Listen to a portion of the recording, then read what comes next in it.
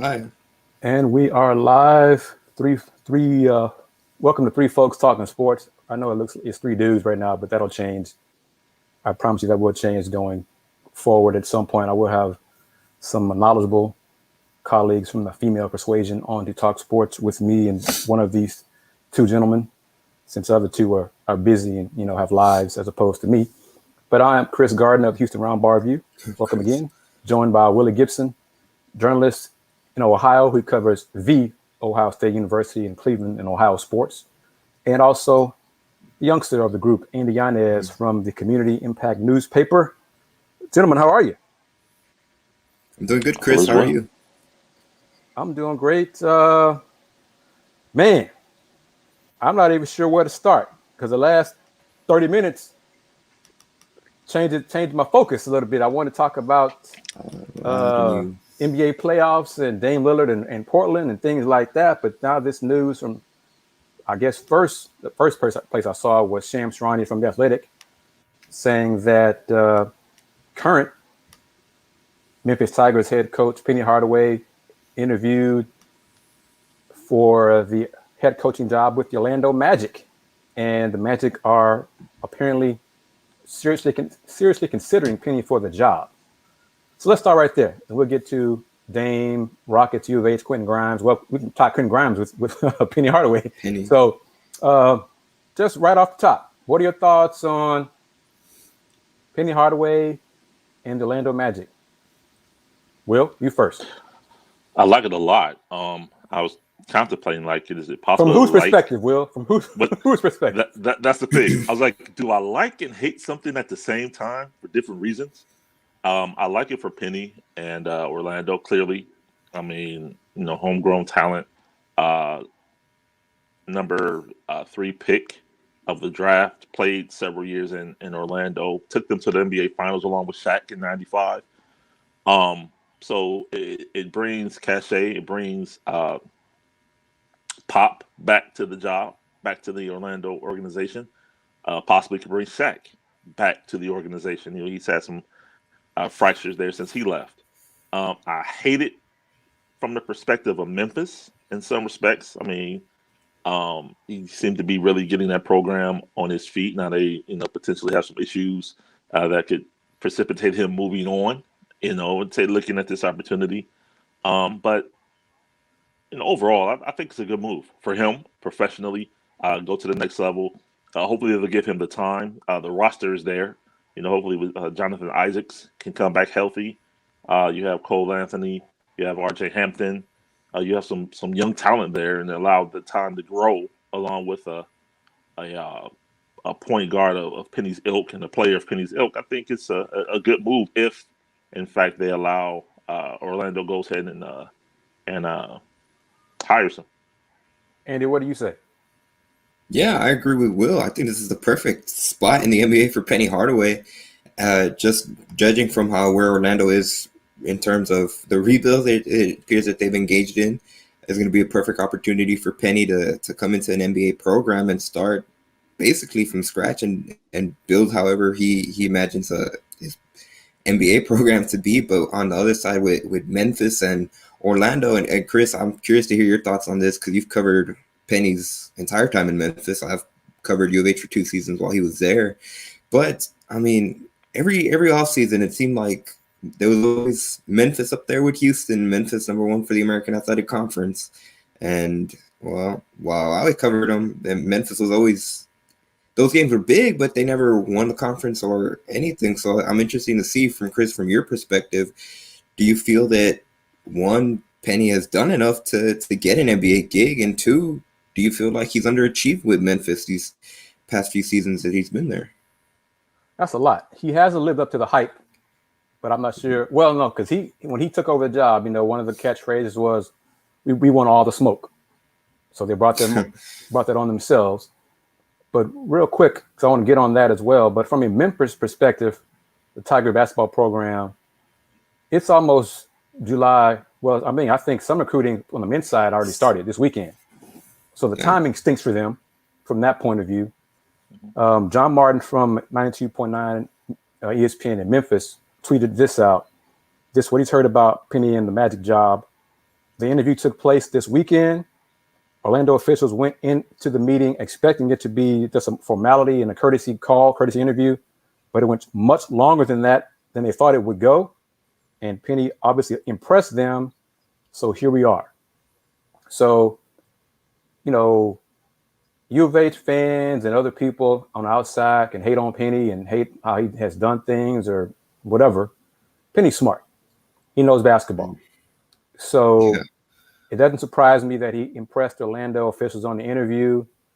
Like I said, my thing is the timing of this stinks for Memphis. He was still trying to, I'm not sure if he finished his staff because he had folks leave. I think Coach Metcalf, Myers, he left, took a head coaching job with the HBCU team. And of course, Mike Miller left for his own gig as well. So those things hurt. He had a lot of players from last year's squad decide to come back. Obviously, they decided to come back. I mean, they won the NIT with Penny coaching. So they came back to build upon that success, winning the NIT success if you're not getting to the NCAA tournament. Clearly, that's not the end goal for Memphis Tigers basketball is the NIT, winning the NIT. No, they got bigger goals.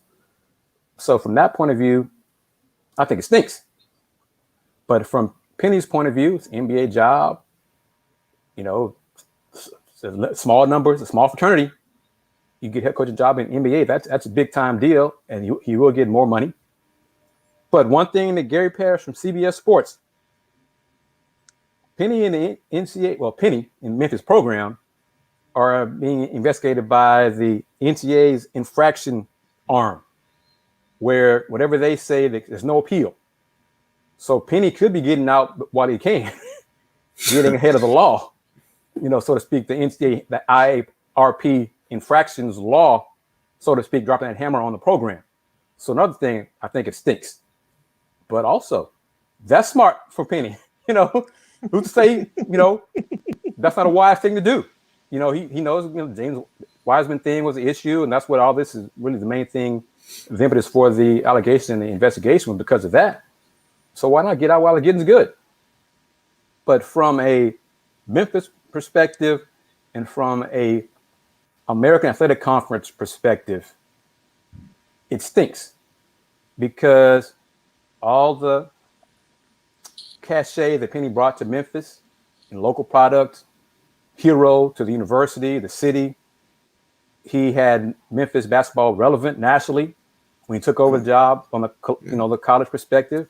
There was an ESPN Plus program about Memphis basketball, The Harder Way, which so far has been the only ESPN Plus program produced for the conference, for a conference member school on ESPN Plus. So those things are bad. Obviously, my main focus, my main beat is U of H basketball. So head coach Kelvin Sampson and the Cougars have really accomplished a lot of things that national folks expected Memphis to accomplish with Penny in charge. Going far to the tournament, being nationally relevant, beating top teams, being ranked top 25 consistently, all those things. So if Orlando hires Penny, what will Memphis do? It's kind of late in the game to get a coach to keep the players who decided to come back because of Penny. What if they decide to, hey, my coach gone now. I don't care who you got. I'm out. I'm going into the transfer portal. Then what if there's a mass exodus? It's July. It's almost July. Mm-hmm. So those kind of things are really big. So I say all that. What do I say to my devil's advocate scenario? Yeah, I mean, you're right. From Memphis perspective, from that, it's July. You're right. The recruiting period opens up. The transfer portal was open with no sit-out requirements due to COVID last year. So those restrictions are gone. What is it that's going to hold a player there that did come there to play for Penny Hardaway, that saw the ESPN Plus and saw, I want to play for the point guard that played with Shaq. I want to play with an NBA point guard that can tell me and show me the things that's going to get me to the next level. And they bring in, an assistant, disrespect, assistant from University X. That's not a hire that's going to keep a 18, 19, 20-year-old kid that came there to play for an NBA All-Star. So yeah, it could set that Memphis program back, along with whatever penalties they face from this case that's ongoing with the NCAA. It's disastrous, disastrous for Memphis if he were to leave. But as you said, conversely, on the flip side, power move by Penny Hardaway. Yes. Not just going to the NBA, you're going home. Orlando. You starred in Orlando. You, along with Shaq, basically put Orlando on the map. And so for you to go back there, and again, hopefully they give him the time with that young roster. But just looking ahead, a healthy Jonathan Isaacs, along with Cole Anthony again, RJ Hampton, Mo Bamba. Mo Bamba. I mean, that's a squad. It allowed that squad to grow together along with whoever they bring in this year. I mean, the table is set. The table is set. Yeah, you guys have hit every point, honestly. I mean, it sucks for Memphis. They're getting, if he does leave and he takes the Orlando job, they're getting left high and dry. And Kris, you can confirm this, but since Penny's been there, they've had really good recruiting classes in each season. And like you guys have mentioned, recruits aren't coming to play with some assistant coach from another school or anyone else from the Memphis coaching staff. They're coming because Penny Hardaway's there. Penny Hardaway's recruited them. Penny Hardaway has that NBA experience that all college players, that's what they're attracted to, especially those top-end recruits. And like you guys mentioned, they'll probably get some type of penalty from the NCAA. They lose their main thing that's kind of helped them with their recruiting class if Penny leaves. I mean, Memphis, if this goes the way it might, they're going to end up probably in the basement of the American Athletic Conference for a while. Ooh, I won't go that far. I won't go. Are that you sure? far because if they get penalized, because it's Memphis, and it depends on. I mean, we're talking about the NCAA and penalties, and who knows what they're going to do. I mean, the consistency of the NCAA in terms of penalties is their inconsistency. So they may just give them a 2-year probation or something like that. There's no telling. I mean, so. But we shall see what the IARP decides to mete out. It could be, and it will be ironic if Penny leaves, if Orlando hires him as head coach, would the penalties be really on Penny? Because he was the main one involved with James Wiseman, paying him the moving expenses, to James' mom to come to Memphis, to move to Memphis. Well, if Penny's gone, what if the penalties are on Penny and not necessarily tied to the program itself? If it's just a program, what if the program is, okay, we give you a year probation and you lose a scholarship? They can survive that. If they give Penny a 5-year show cause, well, Penny's in the NBA. In that scenario. So, all those things are playing out. We'll wait and see. Now, the assistant coaching staff, Memphis, Cody Toppert, who's that? From a national perspective. Jermaine Johnson, same. Rodney Hamilton is director of basketball operations. So if Penny leaves, there's not an NBA name that, high school kids recognize on the staff. So that could be an issue. But based on what penalties are put out and the head coach they hired, it may not be this year because it may be an interim tag for this season. They could just wait till next summer when they have more time to hire a name coach. And then maybe that name coach will be, hey, I'm going to help restore Memphis basketball to what it used to be, that kind of thing. So maybe it could be a year away. But Andy, to your point, it's bad for the conference because if it happens this year and Penny leaves, U of H is now the bell cow of the conference. If Memphis is without Penny, that's a hit to the conference in terms of notoriety, respectability, a team, especially if all the players leave. I mean, we're talking a lot of what ifs here until we're speculating right now until something happens. But it's bad for the conference. No knock on Wichita State. They did win the regular season last year. They have had success in the tournament, but that was in the Valley, not here in the American. So who's going to be that second team in the conference to help bring the conference up nationally? Cincinnati with Wes Miller, they're in transition. Wichita State, Cincinnati, who else you got? Tulsa, Stan Heath, up and down. SMU, up and down. The conference needs more than U of H. It needs more than one team year in, year out to help carry the mantle of the conference. So without Memphis, that's a big blow to the conference.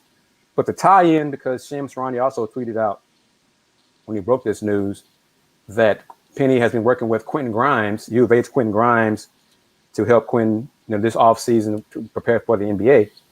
Well, if some folks are wondering, Penny working with Quentin Grimes, what's the connection? They have the same agency. So it's a small world. So, I mean, the agency isn't paying me, but if they're watching this or they tune in and watch this, y'all want to start becoming a sponsor of Three Folks Talking Sports, by all means do so. It's ISC basketball, David Bauman, and Travis King. Travis King was part of ISC, but he's now also part of his own marketing management firm. So Penny's been with them about 3 years, and Quentin signed with them, in April. So that's the connection between Penny and Quentin Grimes. So just another example to the fans of Memphis and U of H who hate on U of H from Memphis perspective, who hate on Memphis from U of H perspective. Pro basketball is a whole different thing. It's a business. Can I look at it from the? Go ahead. Please do. Just looking at it from an Orlando perspective. I just looked at the names that they've interviewed outside of Penny, and outside of Becky Hammond. I mean, Becky Hammond has interviewed. You look at his sons. They requested permission to speak to Willy Green from Phoenix, Charles Lee from Milwaukee. Charles Lee is the hot name right now. He's interviewed a couple places. 3 assistants from Steve Clifford's, the former coach staff, Tyrone Corman, Pat Delaney, Steve Heitzel, Denver Nuggets assistant Wes Unseld Jr. So you have those names, and then you have Penny Hardaway. If that's not a PR disaster, if they don't hire Penny Hardaway at this point, to me, for his name to be attached to this job, given all his accolades in that city for that organization, and you don't hire him, what does that say for Orlando? So it says Orlando has had problems. The organization has been inept for a while, and they will continue to be inept if that's the route they go for. And Penny, he's a good coach. He's not a great coach. He's still learning on the job. He did coach high school. He's got coaching experience on the grassroots level. So it's not like he has zero coaching experience. You combine that with what is his time coaching in college.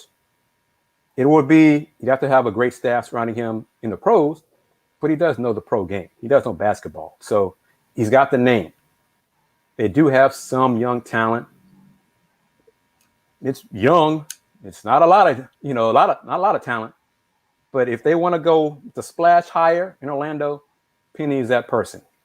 The other names, you touched on Willie Green, and I think Wes Unseld Jr. should go to the Wizards because of his experience and the ties there with his dad and heck, him too, growing up in the franchise.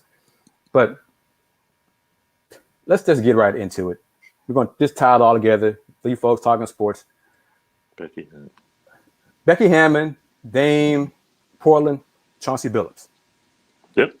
Okay, it's been reported that Portland will hire Chauncey Billups as their next head coach. It was reported last week that Becky Hammond, Chauncey Billups, Mike D'Antoni were among the finalists to go back for a second interview with the Blazers for the head coaching job. There was one report, you can question the accuracy of it, who stated that if it were up to the owner, Becky Hammond would be the next head coach.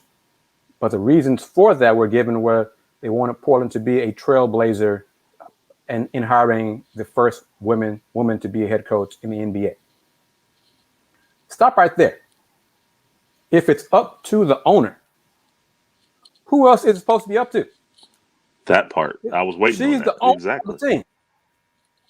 So if she decided not to go in the direction of Becky Hammond, I'm not blaming Neil O'Shea, the GM. I'm not blaming Dame, anybody else. The owner signs the checks. So we can get into the Chauncey Billups stuff, but that's right there. Andy, what are your thoughts on the owner? The owner apparently, for whatever reason, decided to go in a different direction. Thoughts? Well, the way you phrase it is interesting. Just in terms of overall, you're saying that the reason that the owner wanted to hire Becky Hammon was to be a trailblazer. Yeah, obviously, your qualifications. I don't think that's the right way to approach this. If you want to hire Becky Hammon, it should be because she's the best candidate for the job. And if they don't hire her for whatever reason, then maybe who was the one that gave that initial report? The owner wanted Becky Hammon. The tweet was from Blazer Banter, but I'm not sure who that person is. But I follow them; they follow me. But a columnist for the Oregonian, John Canzano, he didn't doubt it. He kind of confirmed it as well. He's heard similar things that ownership was leaning toward Becky Hammon as head coach. So that's it. Well, then now that there's a whole different. It's weird now because if the owner is high on her and they feel like she's the best candidate for the job, I mean, I know a lot of backlash is going on Damian Lillard right now, but I mean, if it's not him who probably has the power to sway that decision, I mean, really, who else could it be? If the owner wants one person and they don't go to that person, I mean, outside and the owner's of Damian Lillard, name is Jody Allen. That's what I was trying to think of. I finally found it. Jody Allen. She is the owner of the Trailblazers. So that's woman. So where's that sisterhood that we hear about so much from the female persuasion? So that's one rock. You want to toss rocks at Neil O'Shea and Chauncey and Dame? Okay, we'll toss some rocks at her too. She's the owner of the team. Now, getting to Chauncey, I had no idea about the allegations that happened in '97 that charges were brought '98, December '98, until last week. Okay, I had no idea. I don't know everything. Okay, but I don't remember hearing about this back in 1997 when Chauncey was with the Celtics, involving Ron Mercer and Antoine Walker, all of them with the Celtics, and a fourth dude, Antoine's roommate, a fourth guy. That person's not, as far as I know, we don't know his name. But Chauncey settled out of court. There was a report about the evidence, marks on her neck and, some graphic stuff. But Chauncey said the sex was consensual in a car, not at his house or Antoine's apartment or whatever. Ron Mercer said what happened with him was at Chauncey's house. So Antoine filed his own lawsuits against Chauncey and Ron, but that's been sealed. So we don't know what the results of that is. Non-disclosure, whatever. He had no idea. But I was touching on with Will. Where's the fourth dude? We know who the fourth dude is. What if the fourth dude is the one who did all the assaulting? Okay, so I don't know everything. I can understand the perspective of the folks who are trying to be very critical of Portland. Why are you hiring Chauncey Billups based on this that happened over 25 years ago? Hire other candidates, all those things. I can understand that, but Woj and other people, other teams have investigated. And if we have nothing else to go on, no evidence that it was Chauncey, his DNA, you can go graphic about what I mean by DNA, and that woman, that victim, then in my opinion, Chauncey deserves to be a head coach. Until we have more concrete evidence that it was him, specifically him, not Ron Mercer, not Antoine, not that other person, specifically Chauncey, I think he deserved a chance at a head coaching job. Thoughts? I agreed. And as you were talking, then it made sense. And as you said, you and I talked earlier about this. I had not heard about this until last night. at all. As you, I'm going back like 97, 98. But then it makes sense now. Boston took Chauncey Billups, number 3 overall in the 1997 draft, and traded him 51 games into his rookie year. Yep. February of 1998. And at times, like, man, wait a minute, why are they trading him? They just took him not in the 3rd round. They took him number 3 overall. Yeah, why'd they give up on him? Why'd they cut back so quick? Right. And to now to hear this, and to hear it was Antoine Walker, who at the time was employee number 8, the star of the Boston Celtics, to hear this story now, the dots are connected in my head. Like, they had to get him out of there. Rick Pitino, Antoine Walker's guy, Ron Mercer's guy from Kentucky, Chauncey Billups was the outlier. They had to get him out of there. So now the quick trade, 51 games into his rookie year, makes sense.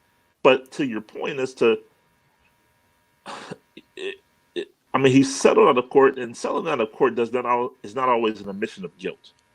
It's a situation where, you know, people view it as, well, he knew he was guilty, so he just paid her off to keep her quiet. He wanted it to go away. That's necessarily the case. Yeah, he wanted it to go away.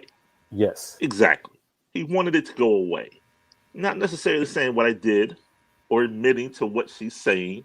Now, first and foremost, we here don't condone sexual assault on women, anyone at all. No way, shape, form, or fashion.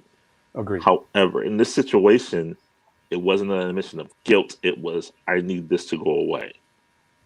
And the fact that 24 years later, I heard about it for the first time, it was successful. And the Blazers said Chauncey's account of the story matched what their independent investigation found out. So there was no cover-up. There was no misinformation or lying at all. He told what the story was, and that story matched what independent investigators found out for the Blazers. So at that point, they felt he was the best player for the job. You know, Jody Allen, you know, she inherited the team from her late brother, Paul Allen. You know, I'm not familiar with her ownership style. Maybe she told Neil O'Shea, hey, do whatever you feel is best. And he took advantage. He took that edict and hired Chauncey Billups. Now we know Dame Lillard publicly gave his blessing for Chauncey Billups. He first gave it to Jason Kidd, and that made Jason Kidd uncomfortable to want to come in as Dame's guy. So he withdrew from the consideration. And now Chauncey Billups is the guy, which Udoka was interesting to me. Udoka played in Portland, the new coach of the Boston Celtics. So for them not to consider Udoka was kind of interesting to me. But, you know, it appears that, you know, Dame's endorsement of Chauncey was successful. And even that, Andy, I do want you to chime in on this. I'm not even sure if it was so much Dame's endorsement, because as you touched on with Amy being part of Portland, playing with Portland, Neil O'Shea and Chauncey are tight and been tight for years. So I got a problem with that in the sense of, did you just hire the man because y'all boys? Yeah. Not because he's qualified for the job? Because in that case, I got a problem with that. You know, I mean, hire the most qualified person for the job. And that has nothing to do with the allegations, the sexual assault allegations. If you just hired him because he's your boy, then that's on you. And then, once again, going back to Jody Allen, the owner, if she's allowing Neil O'Shea to hire somebody just simply because he knows him because of his friendship with that person, that's a problem. Mm-hmm. That's an organization problem. What do you think, Andy? Man, everything in Portland right now, just there's something off about that whole situation. And now we can tie into the report that Damian Lillard and the relationship with the front office and Blazers ownership is shaken up, and potentially he could ask for a trade.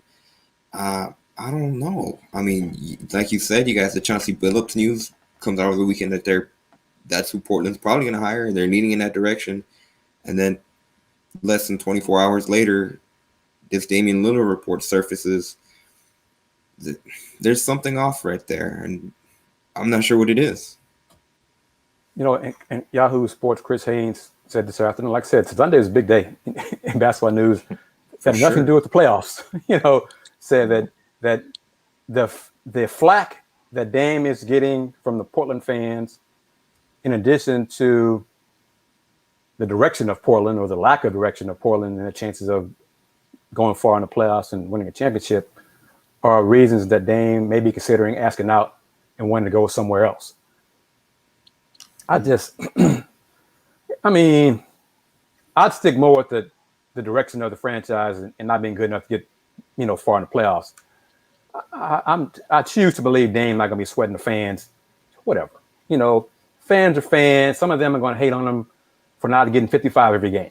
You know what I'm saying? I mean, and that shows the complete opposite of the seriousness of these allegations regarding Chauncey as head coach.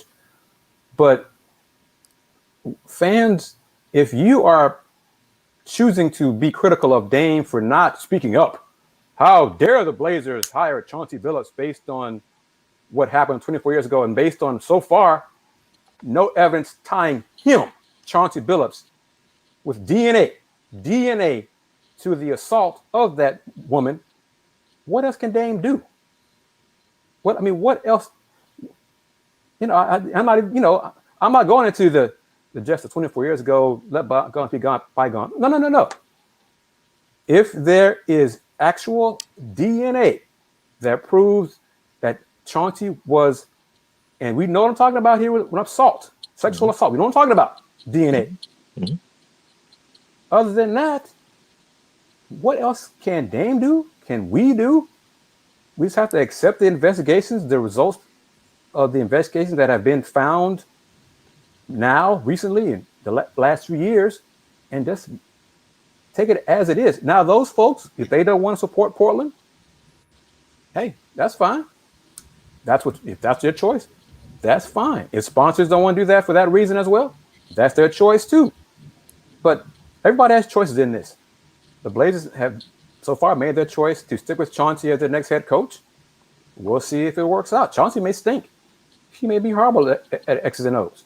They may get rid of him, you know, months into this season, and they may come out stinking. May come out 2-20, and then they could say, "Well, Chauncey, this isn't going to work," and then we're going to let you go. And then some way in the back channel, they found out something.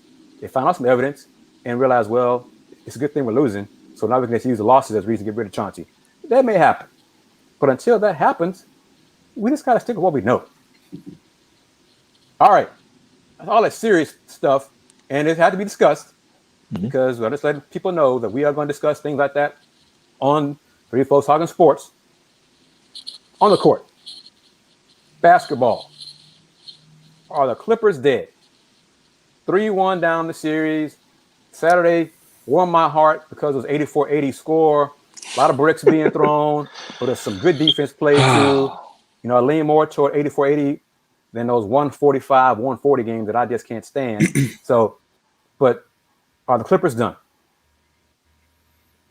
I think so. And Chris, you can appreciate this. A caller to the lunch break where you and I became familiar calls the star of the Clippers, John Ringo Paul George.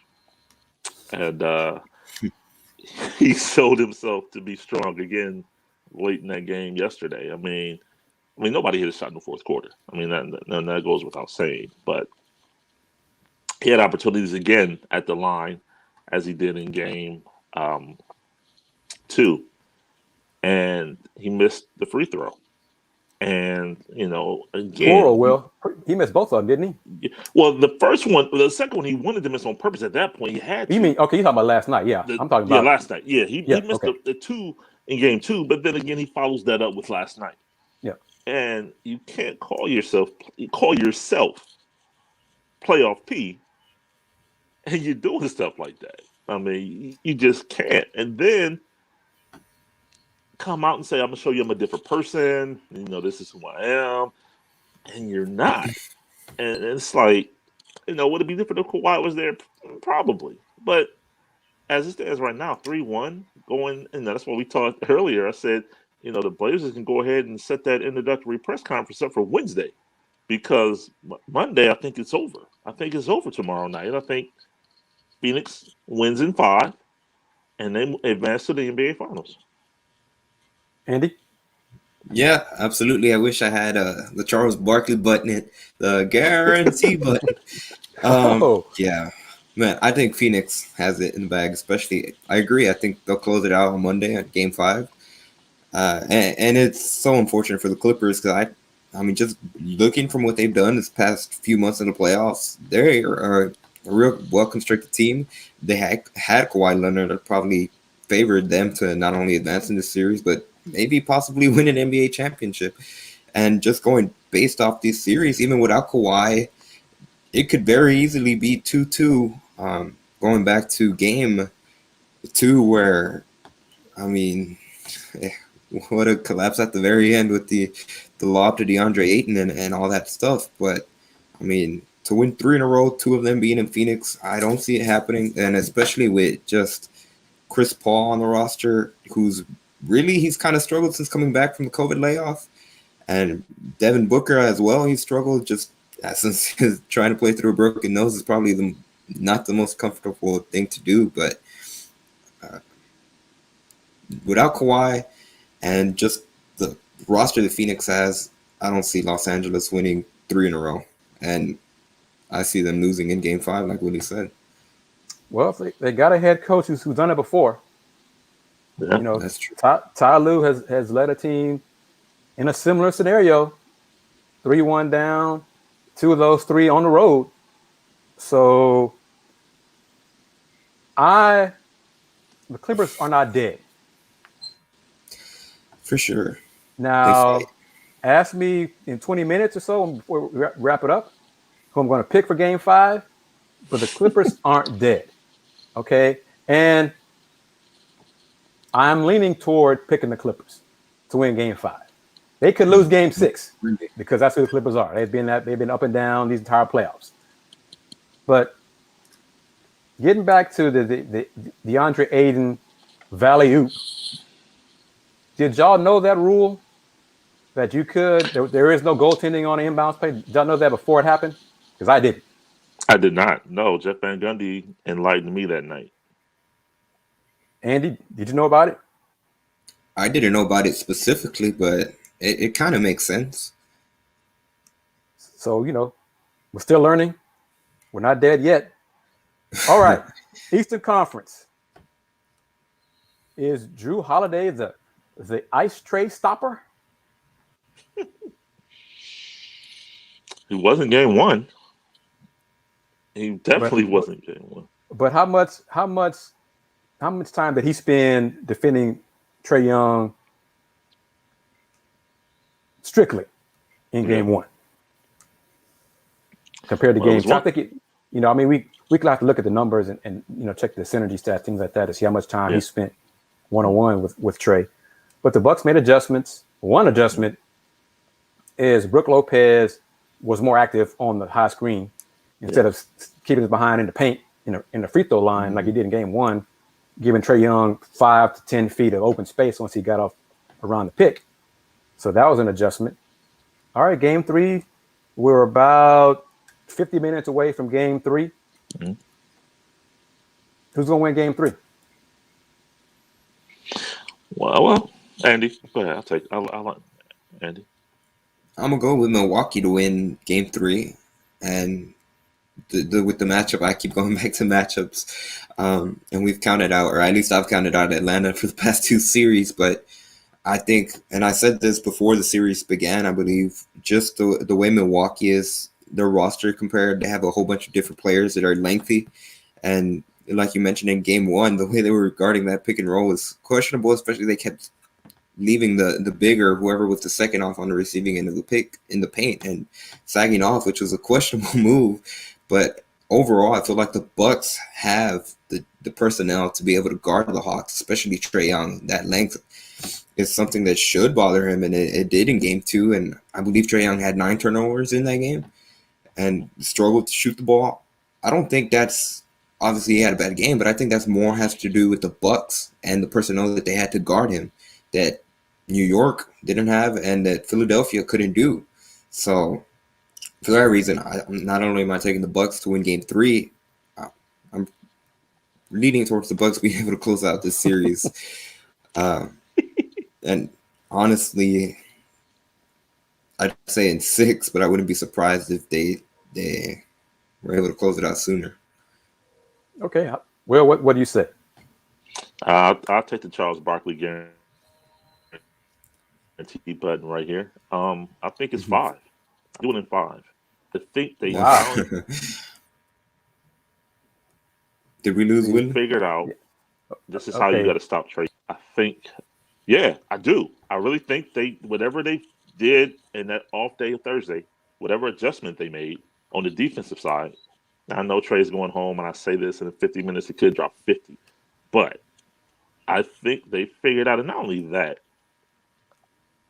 Yanez showed you on Friday night what he can do. And I promise you, if I'm Mike Budenholzer, I come up with a graduated fine schedule.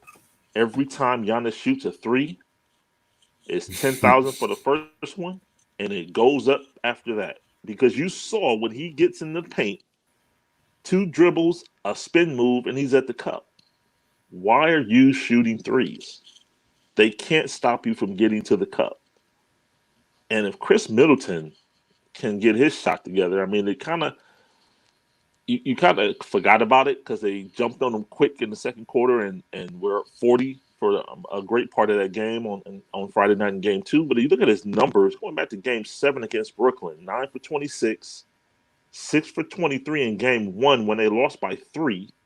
So if he goes 8 for 23, Milwaukee goes 2-0 going back to Atlanta. So 6 for 23 for Chris Middleton in game 1, 6 for 13 in game 2. He has to get his shot together. He has to. I know he has to do a lot. I know he covers a lot for Yanez on some other one, but he has to get his shot together. I still call Milwaukee to win this series, but it could be a whole lot easier if Chris Middleton can get his shot together and be a little more consistent on the offensive side. Now, I'm playing the Hawks role here. What can Nate McMillan do? I think they need to send a double team at Yanez quicker on his drives. John Collins and Clint Capella, just hey. Or just back up off of him more. Bait him into taking more outside shots. Because the huge difference between Yanez and Ben Simmons, Yanez is aggressive all the time. He is not going to settle. Well, not saying, not all the time. Most of the time. He's going to attack. He's in attack mode. He's going after defense time and time again. He may throw out some ugly jump hooks, stuff that has no chance of going in whatsoever, but he's going to get into the paint. Ben Simmons is afraid of the paint. He's afraid of the foul line. He's afraid of, dunks, as we saw. But yeah, I think we're all 3 of us agree. The Bucks are the better team. They need to play like it. If the Bucks play their A or A- B+ game, and the Hawks do the same, A- B+, the Bucks are going to win. The Bucks have a better team. And I wonder if Will's gone because he looks like his face has not moved at all. He hasn't blinked or anything like that.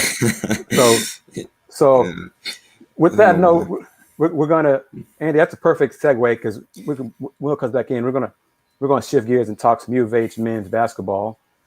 We had Quentin Grimes, who had look at Quentin. two great showings at the NBA Draft Combine in the 5-on-5 competition, including that 27-point game in the second game when he had 7 of 12 from 3-point range. Followed up a solid performance in the first game. I said, and Andy, I think you listened to my one-on-one podcast about Quentin back in April or so when we all expected him to go declare for the NBA draft. I mentioned then that I thought he was going to be drafted. I thought he'd be in the second round, mid-second round, around 40 or so. But then when more international players, good international prospects, put their names in, I was like, man, I'm not sure Quentin's going to get drafted. His name is started sliding down the draft board, and ESPN Draft Express had him at 60. Yeah, a lot of mock drafts had him. Yeah, some had him late second round or not drafted. Yeah, but his performance at the combine has opened eyes once again. He shot the ball well. I think he's a combo guard. I think he could play at some point in the NBA. I think that'd be a better position for him. His defense was not going to be a question because Kelvin Sampson, U of H, demanded. So if Quentin didn't play defense, he wasn't going to play at U of H. His rebounding has gotten better. So his game has improved, and you saw that the last few days in Chicago. Andy, just what are your thoughts on, could you see Quentin being a Rocket at the 23rd or 24th pick in that first round? Ooh, man. Certainly the past week, Quentin Grimes, his draft stock is just going up, up, and up, especially with that last performance he had in the scrimmage. Has he done enough to be a late first-round pick? That's tough. But I think if there was one team that would have to take him the first round, it would be Houston, not only because they have the 3 different first-round draft picks, which, Kris, you don't believe they'll keep all 3 by the end of that July 29th. But just in terms of they're closer to the University of Houston, of course, they have connections. Kelvin Sampson has connections to the Houston Rockets, so they have a lot more information available when it comes to Quentin Grimes. I'm not sure if he'll be a late first-round pick. I think there's enough yet where he could jump all the way there. Now, if he has those private workouts and he impresses teams, I think I might be confusing with Dejan, but I know Quentin Grimes has been working out with teams recently, and I believe that Quentin also had a workout with the Celtics, if I'm not confusing it with Dejan, yes. But I think I saw that. So who knows? It just takes one team to really like him, and I agree with what you said, Kris. He's done wonders for his draft stock. I think he's pretty much guaranteed that he'll be taken at some point on July 29th. Has he done enough to jump into the top 30? I'm not sure yet.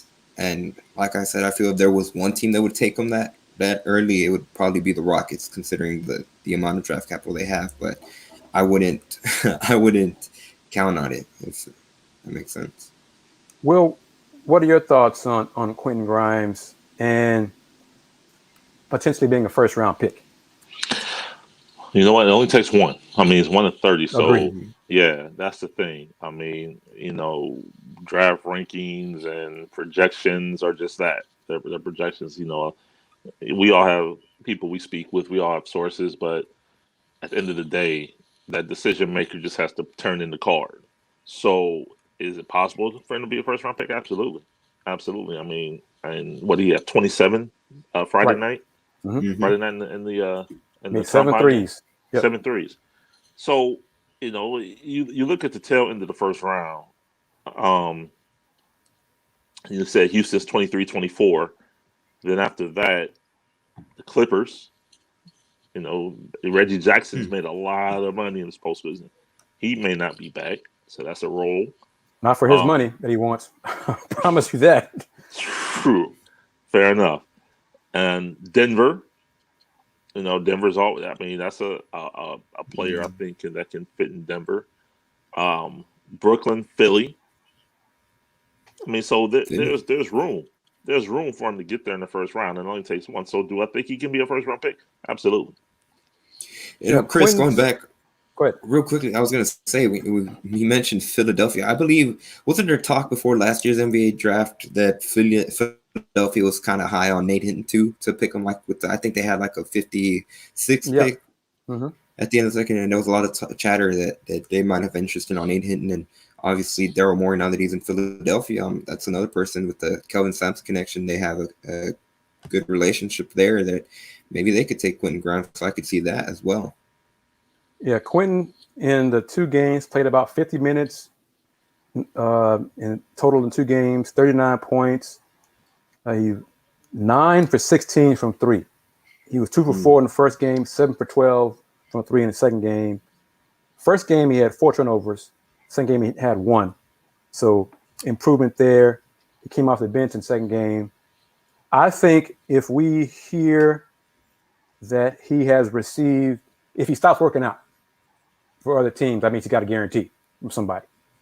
So if we start hearing, if we see that this week coming up, these next few days, that Quentin Grimes is no longer working out, he's shutting it down, he got a guarantee from somebody, and we could assume that that's going to somebody in the late, first round. So he shot the ball well. I get a kick out of the reactions to fans of the clips that are being shown on Twitter of prospects at the combine. They're edited. You can look at them and tell, Mr. Boudnight from UConn worked out. He made 12 threes in a row. What I didn't like about his shot release is there's too much motion in it to me. He catches the ball like at his waist and got to bring it up, and that takes too long. This is the NBA, man. You got to have quick release, or a very, very high release if you're going to bring it down from your stomach and then do all that stuff to get it off. So, but just slow your roll on what you see on Twitter. The edits and all those things in the one-on-one workouts, because they're sliced and spliced together. But Quinn will get drafted. I was certain of that until May, when his name started falling down the mock draft boards and stuff. But now I'm sure he's going to get drafted now. I think this week, performance at the combine, he will get drafted. Andy, you and I talked about it last year with Nate Hinton. I thought Nate made a mistake, should have gone back to school. I don't believe there was a chance in hell he was going to get drafted. I didn't care what the mock draft said about him going to Sixers. I didn't think there was a chance in the world he would get drafted. I talked to scouts. He wasn't going to get drafted. He got a 2-way contract with Dallas, so good for him for doing it that route. But Quentin he will be the first since Damian Dotson to be drafted in the NBA. These 2 rounds. He's going to get drafted. So that'd be good for the program. If he's a first rounder, it's better for U of H. They can tell prospects, hey, we got a kid drafted in the first round. This is what we can do with you. We can develop your game, develop your skills. This is what we can do here going forward. So we're a Final Four team, and we got first round picks on the squad now as well, help you develop. Speaking of U of H, I think I sent it to you as well, Will. I know Andy got it also. The Cougars' non-conference schedule is beginning to take shape. Mm-hmm. Piece by piece.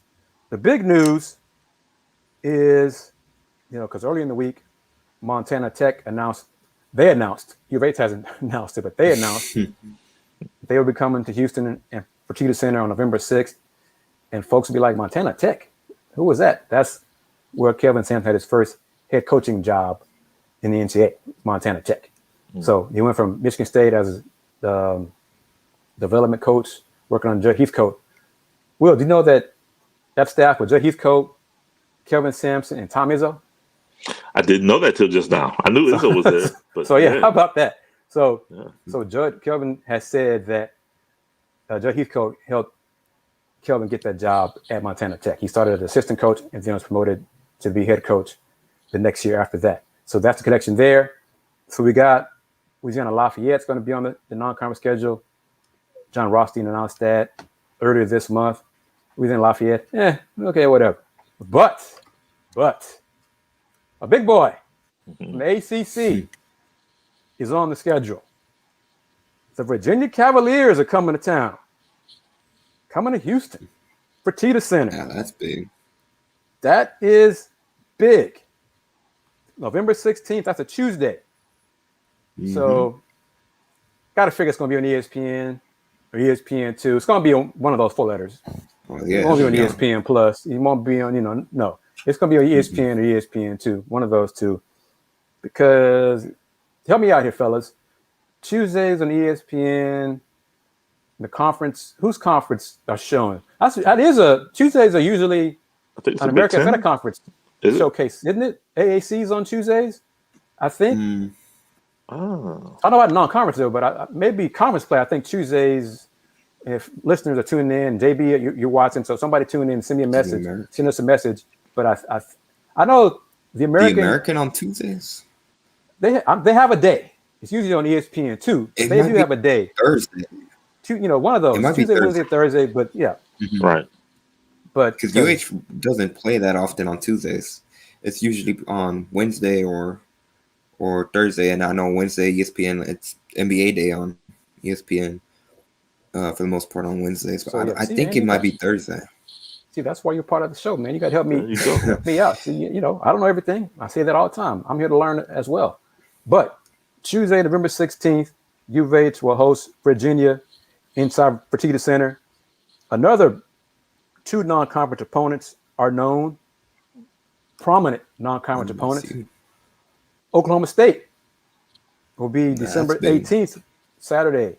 That'll be at Dickies Arena, part of a double hitter at Dickies Arena in Fort Worth. And Coach Kevin Sampson has said that they will also play Alabama on the road.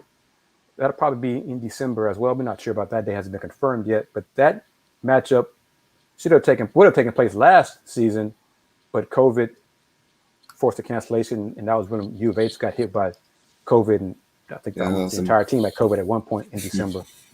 I was in the middle of their big palms. So yeah, Andy, I heard you say LSU. I'm not sure. Yeah. That's what I was going to ask you. Right, because it was supposed to be the home and home starting last season, right? Or was it set to start this season? So that may have changed. But Will, so we got Virginia, Oklahoma State, Alabama, plus Houston will be in the Maui Invitational the week of Thanksgiving, November 22nd through 24th.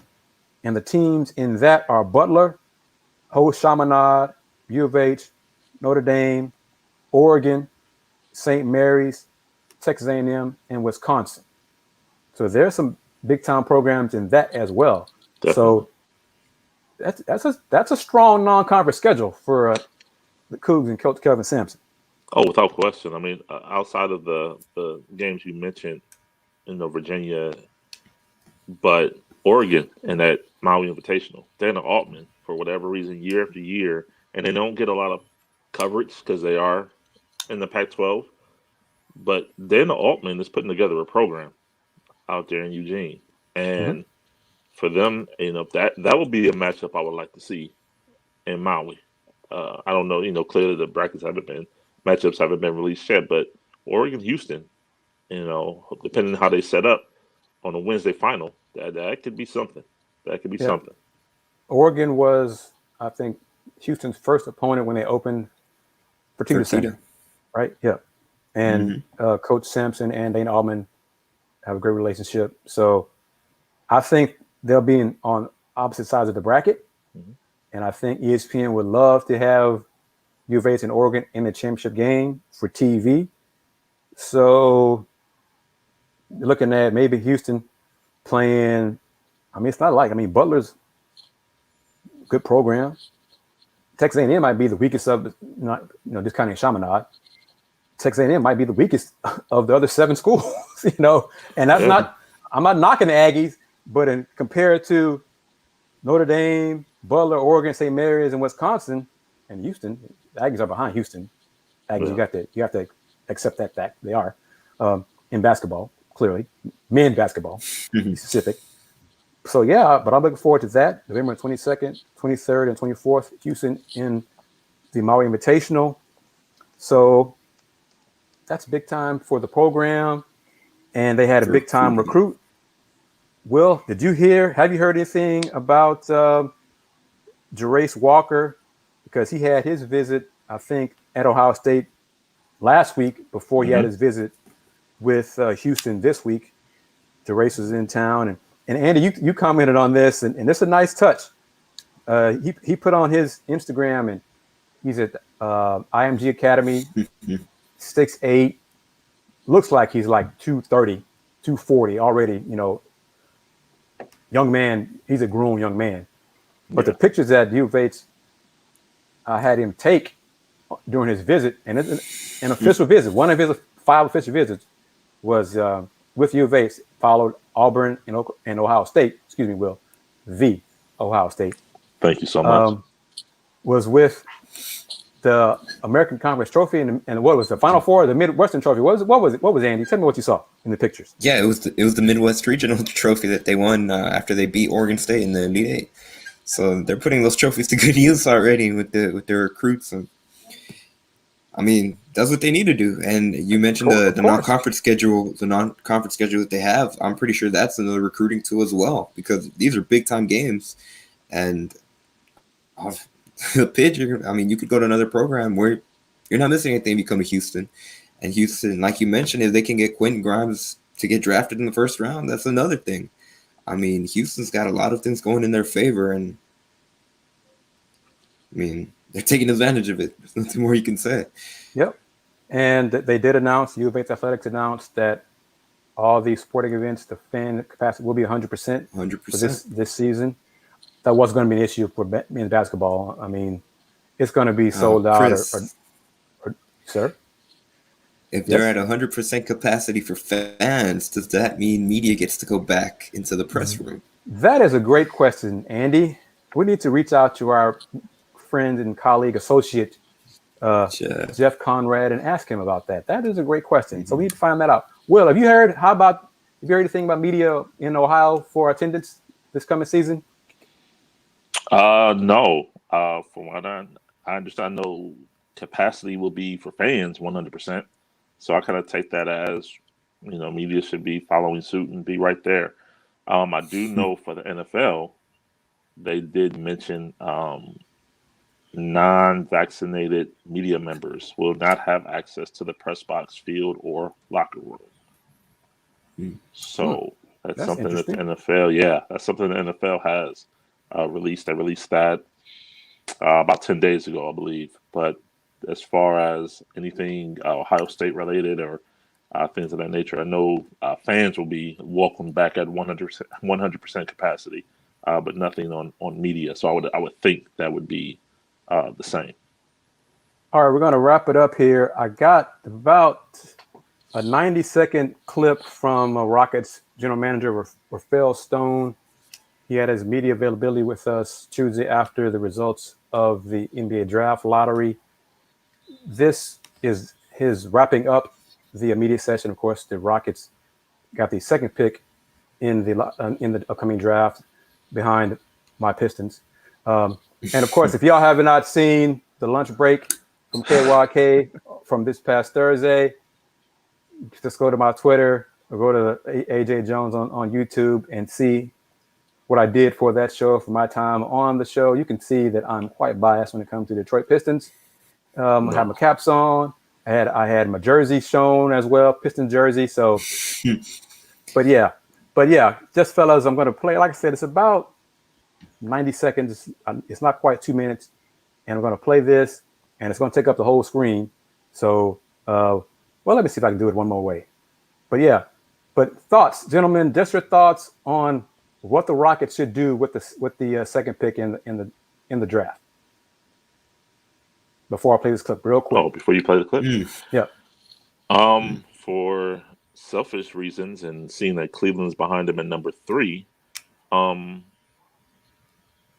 take Evan Mobley. Andy? If they're going to keep the pick, you got the faction of Rocket fans on Twitter kind of divided up. You, Andy Yanez, you. If I'm in charge, what do I do with the second number 2 pick? The first thing I'm doing, I'm calling Portland and letting them know if they want the pick for Damian Lillard. The second thing I would do was I'd probably take Jalen Green with the number 2 pick. Okay. Now, here we go. I'm going to play this. Hopefully it plays right off as I open it. So here's some comments from Rafael Stone, Rockets GM. Says it's going to be a fun next few years. I think we have a really good group of guys already. We have some very talented players. We're really young on the whole. We do have kind of an interesting mix of some veterans who are pretty good too. But generally, the core of this group is very young. And we're going to add some more young guys who are hopefully really, really talented. And I think I expect and think that we're going to be a fun team to watch grow. And I hope our fans enjoy it. I think it's going to be a fun next few years. To rehash some things I said in prior availabilities. Our goal isn't to do anything overnight. It's to build something really sustainable, and so we're excited. I think we feel good about the project. We feel good about the plan, and really hope that our fans enjoy it with us. I think we've been, up until this year, we've been a perennial top team, which is really fun. But I also think that it can be really, really fun to watch someone grow into that. And I think that's the stage we're at now. We're trying to grow, back into a perennial contender, and we're very confident that we'll get there eventually. Thoughts? He seems like he's trying to sell the fan base into long-term rebuild project there, with how fun it will be to see a team grow. But I mean, Kris, you probably can attest to this, but there's some rumors coming around that maybe Detroit's not sold on Cade Cunningham at number 1. What do you think about that? Yeah, that's a rumor. Yeah, yeah. They're taking Cade Cunningham. I thought about this. Except in years, I mean, even if in the LeBron year, there was talk about, well, if the right offer comes along, but still, they're going to take LeBron. Detroit's going to take Cade. Unless they are blown away by some massive trade proposal, they're taking Cade Cunningham. So, folks in some outlets and less respectable outlets are going to try to get the clicks out there and put things out there. Detroit's take Cade Cunningham. Yeah, I mean, Cade's going to work out for one team. It's going to be the Pistons, period. Now, Detroit's going to do what other team, but every team does. They're going to bring in more players for evaluations because they have picks in the second round that they may decide to trade to get into the first round. Heck, I think the Pistons have 3 second-round picks. So they may fall in love with Quentin Grimes and say, let's package our 3 picks in the second round, move up to 25, and get Quentin Grimes, something like that. Mm-hmm. I mean, Detroit might say, hey, Rockets, we're going to give you our 3 second-round picks for 24 or, whatever, something like that. But, yeah, I would be, never say never, but I would be absolutely shocked if Detroit does not take Cade Cunningham with the first pick in a 2021 NBA draft. And hopefully they do, because God willing, knock on wood, and all those things, come August, if media can attend the Vegas Summer League, my behind will be there for 2 or 3 days. So, but yes, that's my thought on that. Will? Yeah, I listened to Mr. Stone, and all I could think was Kobe Altman, because that's exactly what Kobe Altman has been saying and actually did say as well on Tuesday night. When LeBron was here, they went all in. And when he left, they knew it would be a 4 to 5 year process. Now, this is going into year 4 of that process. So now they're starting to elevate or escalate their rebuilding process. But to hear that, as Andy said, he's setting the stage and tempering the expectation of, look, yeah, we're young. We got some veterans that are good too. Had to throw that in there. But this is not a quick fix. This is for this. We're in this for the long haul. And again, Kobe Altman said that, but now in year 4, there's talks of that number 3 pick can be up for sale if, as well, you're willing to take the 2 years and $60 million left on Kevin Love's contract. And a sidebar, that's why Kevin Love's playing on the U.S. Olympic team this year. It's to rebuild that trade value. Yes. It's to get him in an environment that people can remember this is really what he can do on the basketball court. He hasn't done that in the last 2 years. So allowing him to play and let that footage be circulated, hopefully they can generate some interest and get that contract off the books. We got one comment. We got Team Suggs. That's Jalen Suggs. Andy, you said Jalen Green. Will, you said Evan Mobley for the Rockets. I said I kind of split the difference with y'all when I was on the lunch break on Thursday. I said I believe the Rockets would take Jalen Green. Mm-hmm. I would take Evan Mobley because I think his long-term potential is a little bit higher. I think he and Christian Wood. I like tall, skilled big men. I like skilled, tall men, players.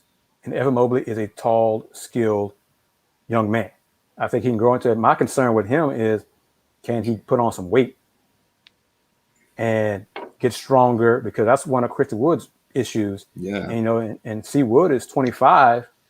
Evan Mobley's still got 18, 19, and Christian Wood still having problems, getting bigger and stronger. So can Evan Mobley do that? Can he be able to carry that weight? First put on weight, so get bigger and get stronger. That's my concern with him. But talent-wise, I think that's what I would do at 2. But I think the Rockets are going to go with Jalen Green just because they need scoring. They need buckets. They need scoring. And we got Team Suggs from Menard here. Yeah. He's chiming in. Hey. He's making a good argument.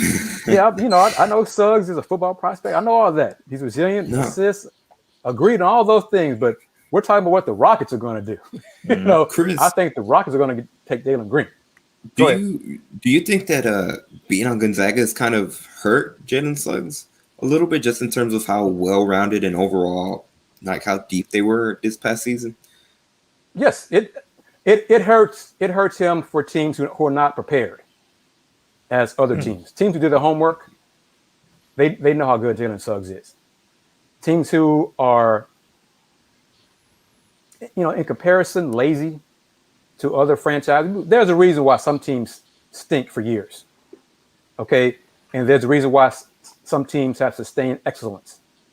Part of that is player development and personnel and front court management. So, Will, you touched on the Cavaliers. Who would we say, which group are the Cavs leaning more toward? The reason that they stink for a while, or the reason are they in the group that has long-term success? Oh, there's a reason they stink for a while. It's the law of the league. See, there we go. See, if you divide it into 2 different groups, the group that has the long-term stinking would say Jalen Suggs, Gonzaga, he really didn't show me that much. The team that have long-term success, yeah, but did you see what he did? And he won. Did you see the team that he has around him? Did you see why he won? Did you see what things that he can do? Now, can you see him do that in workouts? Can you see what he can do, his other skills that he possesses? See, those kind of teams, they'll pick, they don't know how good Jalen Suggs is. So, but yeah, because every sport has it. Every sport has teams that are awful forever. Every pro league, there's always a handful of teams that just are trash year in, year out. So, will the 5 wide out strategy hurt Green and KPJ backcourt? See, Leonard's asking some questions here, and I appreciate it. I'm glad you tuned in and asking the questions. Yeah, for sure. I like Jalen Green. Well, no, I think the Rockets will pick Jalen Green because of his scoring potential. I think he and Scoot, Kevin Porter Jr., can work together long term. But you're continuing on development with KPJ as well. The Rockets play development. John Lucas is key to that development of the younger players. I think Green and KPJ long term. The Rockets envision that backcourt being a successful backcourt for years to come. Don't remind me. That's the Rockets. Well, Kevin Porter Jr. You had him. I know. You had him in Ohio, so I know. You got to be kidding me. Yeah. And hey, I like Evan Mobley and his potential. Mm-hmm. Skilled big man, 6'11", Christian Wood. I think that tandem could work. And look at DeAndre Ayton. Obviously, neither one of those two are as big as DeAndre, but you are seeing more production from big men in these playoffs. Ayton, Jokic, Embiid. So if big men have skills, the NBA, some NBA teams are realizing, hey, it's not a bad idea to go with a skilled big man. Yeah, duh. You know, that's a truism that kind of lost its way the last few years, but I think it's coming back. So I think I made Leonard laugh by that, but yeah. So I think, well, maybe Will's comments on because Will, you know, you cover the Cavs, you saw it firsthand.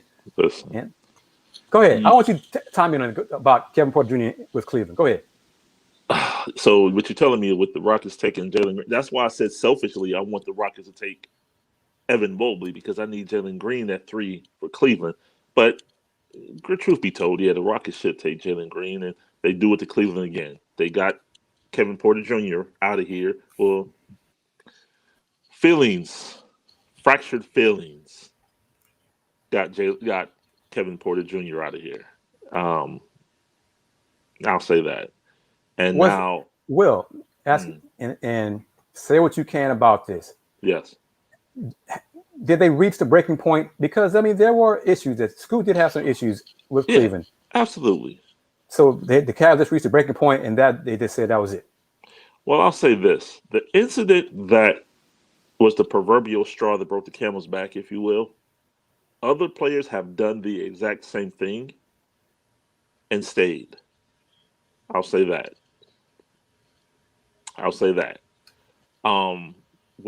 Yes, there were issues, absolutely. I mean, but you knew there were issues when you got him at 30. He's a top 10 talent, and you got him at the last pick of the first round. So you knew there were issues there. Was from Detroit, right? Sorry? From Detroit. Didn't the Pistons draft him? No, they traded with Milwaukee. Okay.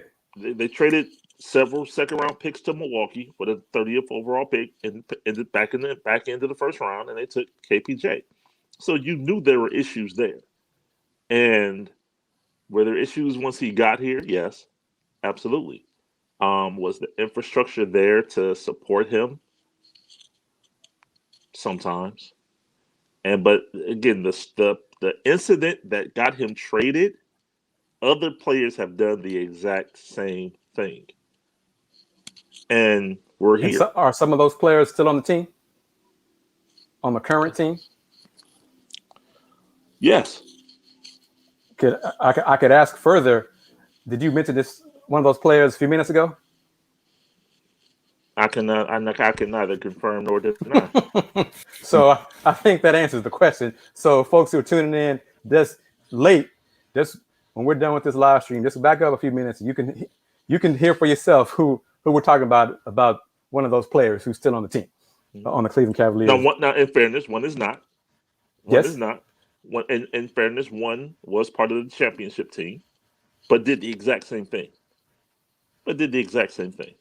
And was celebrated as an NBA champion. But yeah, I mean, it's just, as again, you just said it.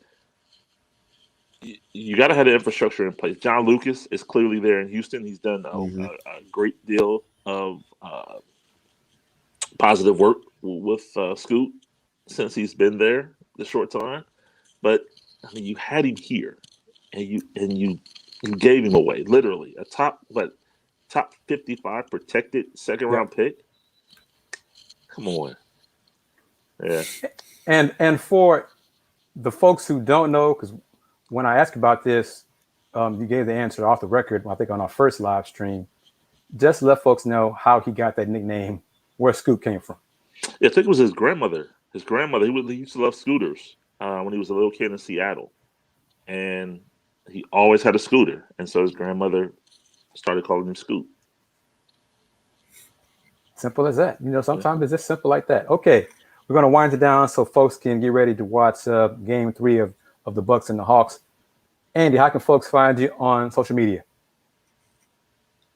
They can find me on Twitter at Yanez_5. I think it's scrolling down under the thing if they're showing this thing, or if it looks the same as it does on YouTube. And big things with Pod Slam Jam. I'm trying to get big name to have on a podcast. We're trying to lock down a time to record this week. If I can get him to agree to a time, then we'll have a good episode this coming Thursday. But Pod Slam Jam, PAWD. Slamma Jamma, like the 5 Slamma Jamma teams, the old 1980s U of H teams. And yeah, on Instagram, Yanez 50 _ on Instagram. So find me there. And Will, how can folks find you on social media? You can find me on Instagram and Twitter at Will Gibson 7. And we're still working on that podcast, right, sir? Yes, we are still working on the podcast, the Will Knows podcast. Will Knows on Facebook, coming to you soon. Okay, and I'm going to keep prodding him, viewers and viewers, that he'll get that done. We're going to make sure.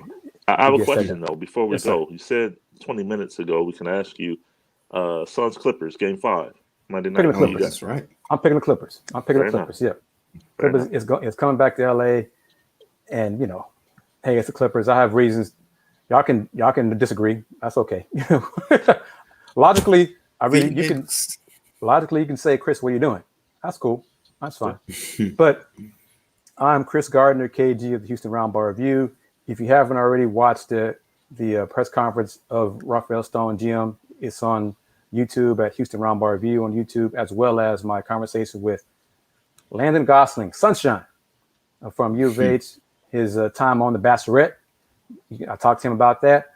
I have reached out. I hate plugging or mentioning or referring to some interviews that I have not happened yet, because some of them I don't want to bash the folks or whatever kind of thing. I'm still working on one. One is a pretty big person. If he agrees to it, it's a big time person, very high up.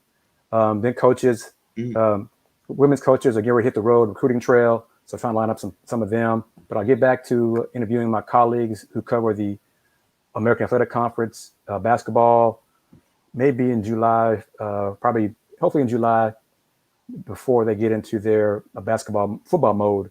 Some of them cover sports in the AAC, not just basketball like I do.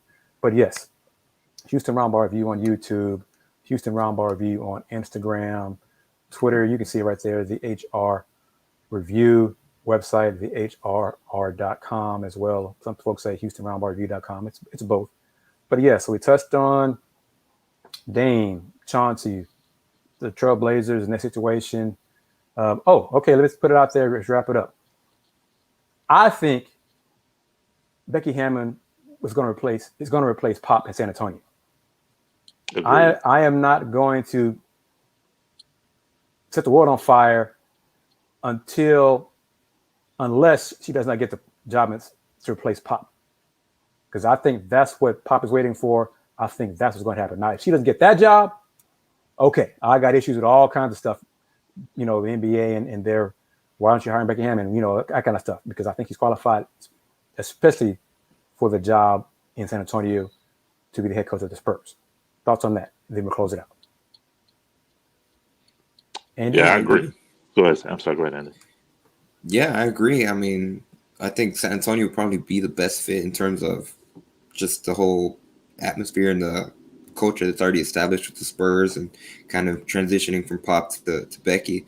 And one thing we didn't touch on during this last few minutes is Dallas. What's going on with the Mavericks and their head coaching hires? She could have. I mean, no. I feel like she could have. Really? They weren't going to hire her in Dallas. No. And the Jason Kidd stuff, I had forgotten about it. I'm not excusing it, but I had forgotten about his domestic abuse issues. I have his issues of how he burned bridges with his head coaching jobs in the NBA. Yeah. That was my deal with him. Mm-hmm. So adding to that, the domestic abuse issues from years ago, I can see why Mavs fans have a problem with that. But, he didn't, how he did the Bucks, and prior to that, Jay Kidd, he says he's learned from those previous head coaching stops. Okay, we shall see. Will? Yeah, I think he has. I mean, you think about it in hindsight, he got the Brooklyn job 9 days after he retired as a player. Mm-hmm. So, was there a learning curve there? Absolutely. And, he did some things, pouring a cup of pop and hit me so he can tire him out. I mean, stuff like that. But, burning the bridges in Milwaukee to the point that Yanez was ready to go into the front office and fight for his job. But from all reports, his 2 years in LA under Vogel top to bottom, to a person, everyone that speaks of him in that time has said he's learned and he's grown.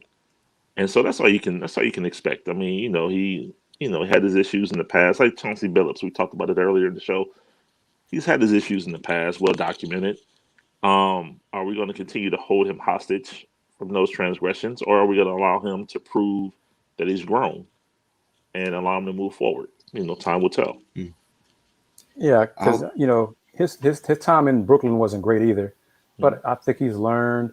And if Mark Cuban, Dirk has vouched for him, so that carries a lot of cachet, with Cuban and the Mavericks organization. So give him, I think he deserves another shot, and we'll go from there. What do you say, Andy? To the whole Dallas Mavericks situation, I'll say one thing. I'll leave it at this. There's the old saying, where there's smoke, there's fire. I don't know, the way Rick Carlisle and the front office, the general manager for the Mavericks, the way they just up and left out of, seemingly nowhere. There wasn't much noise that was going to happen, before the end of this season. And Luka, he's due up for his first real big extension, which I hate to compare it to a different sport, and especially right now with everything going on in terms of, but I'll compare it to kind of to Texans a little bit, where it's not completely the same, but Dallas it'll be interesting to see what happens a couple of years now with Luka, just in terms of how this whole thing ended with Rick Carlisle and that front office. It's odd, and like I said, there's got to be something going on that probably will come out in the next few months, I'd say, and especially with Rick Carlisle turning around and getting that Indiana job, not that far out. Well, that's the business of the NBA. I think Rick saw the writing on the wall with the Tim Cato reports and the issues with Don Nelson. It was time to go. I think everybody agreed to part. Don Nelson been there for 24 years, and Rick head coach for, 13 years? 13. Been a long time, yeah. So I think and Luka and Rick did not get along, all the time. So, they kind of banged heads a few times. But, star players and head coaches, they do that sometimes, But when Rick stepped down, I knew he had a job lined up somewhere. I knew that. First I thought it was Boston, but then when got the job, I was like, well, he's gonna get the Pacers job, and sure enough, he got the Pacers job. So, but then Rick, before he was official with the Pacers, he spoke up and said Jason Kidd should get the job with Dallas. That's what I had a question about. So this is all business. It's all tied together. It's all connected. Sometimes we just overthink it. This is all connected. So Rick vouching, because that's strange. Very. You leave the job, and then you're like, oh, but I think this is going to be the guy who should replace me. Okay. And he got the job. Yeah. So, but yeah, it's all connected. It's strange. Okay. We're going to wrap it up because we've got time. We all say the Bucks are going to win Game 3. You want to make a prediction on the score? Oh, no. I don't. No. I don't do that? I don't. Will it be close? In Atlanta? Less than 10. Probably. I'll say I'll take that because they are playing on the road. Atlanta's going to get some emotion from that crowd. Yeah. So, but I still think Milwaukee, again, Yanez can't take threes. Yanez has to go to the cup. Okay, Will, but what if Chris Middleton gets hot? Then it's definitely up. Game's over. If it's over, yeah. If Middleton gets hot, then yeah, I'll stretch it to 10-12. I'll go 10-12, maybe 15. I'll take the over. I think Milwaukee's got a big win for Game 3. I'll lean more toward Andy, but my concern with this is the Hawks have pride. Yeah. They got blasted, So, but I think, and boy, I doubt it. Even though I picked the Bucks this whole playoffs to get to the NBA Finals, they've given me reason to doubt them a whole bunch of times. I think the Bucks are finally going to show that they're a better team. It's going to start tonight in Game 3, and they're going to win by 11. So I'm being slightly over 10. So, but all right, fellas, thank you once again for joining me on this. Hang tight. I got something to say to y'all when we go shut it down. I can't shut off the cameras. We'll shut off the live broadcast. Share something with you. But Lennar, man, thank you very much for your comments. He's got the Hawks. So keep tuning. I see. He said low scoring game. So how low scoring? Lennar, what you got? Both teams in the 90s, or we got another 84 in the 80s kind of game we saw last night? What are you saying, Lennar? Chime in real quick, man, if you can. But this is great, man. Thank you very much for that. We're going to do this more. Are Sundays good for y'all until Will, you cover football? Yeah. Okay, so we may go back to Fridays. Lincoln Scott, Mr. Cougar, Mr. Alum, he chimed in. He got Hawks by 3. So we may go back to Fridays, Saturdays, but we'll see. Because I think, he said Hawks win with 86. Okay. Another game close to my heart then if it's going to be in the 80s. I'm old school, so that'd be good for me. But okay, we're going to do these in the future, and just tune in to us on Twitter, or if you are a subscriber, or if not, subscribe to Houston Roundball Review on YouTube, because you get the notices there. And, so you get the notices of when the shows come on. I need to do a better job of notifying my community on YouTube, my followers there. Trying to get to 5,000 on YouTube, folks, a month, 4,900. So I'm trying to get to 5,000. So help me with that. Rocket fans, love the channel. Much love to y'all. Thank you very much for that. U of H fans, come on, people. Support your boy. I'm an alum too. Show some of that love. Become a subscriber. Click on that bell. Come on. Become a subscriber to that. Guys, thank you very much. Hang tight. We're going to shut it down. 3 dudes talking sports. Soon to be 3 folks talking sports. We need to get some logos. Looking for some sponsors to do this going forward. But we're going to make this happen. So thank you very much. As always, talked about a lot, man. We talked about NBA playoffs, some serious stuff. Talked about Cougs basketball and their schedule, non-conference. Quentin Grimes and his NBA draft combine. We talked about the Rockets. We can do this. And we do this. So thank you very much for tuning in. Everybody take care. And we will see you. What else say, guys? As of right now, we'll hammer it out soon. But Friday? That works. I can do Friday. That works. Friday. Okay, so we're aiming for this Friday. And that would be, what is that? July 1st? July 2nd. Okay, so yeah, we're shooting for July 2nd. So thank you very much for tuning in. And y'all take care.